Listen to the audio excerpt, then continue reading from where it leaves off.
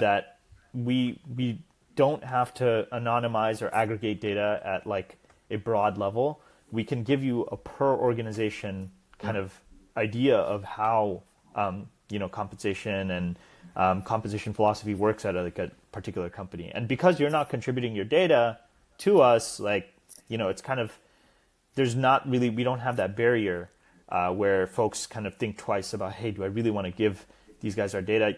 There's no data required. You just can come and you can view, like, if we have your peer data, we have it, Yeah. It's part of that new frontier. It happens with posting data too, which, is not in the levels like data set today, but like scraping postings. Like you could zoom in on a company and say, this is what, this company is posting, and not necessarily what they're paying, what they're posting for these types of jobs in this place, right? So like the safe harbor barriers are sort of just different when you're talking about data source from different places. There's pros and cons, of course, but I know when you showed me that, I had a OneNote folder many years, like with a different thing for every company that we tended to compete for talent with, and tried to do the same thing within a company. But, this sort of operates that at scale. And I do think that level of competitive intelligence may be the future of a comp professional, right? So it's less about brute force benchmarking and more about, like, how do I convince this candidate that this is the place to be, or convince that employee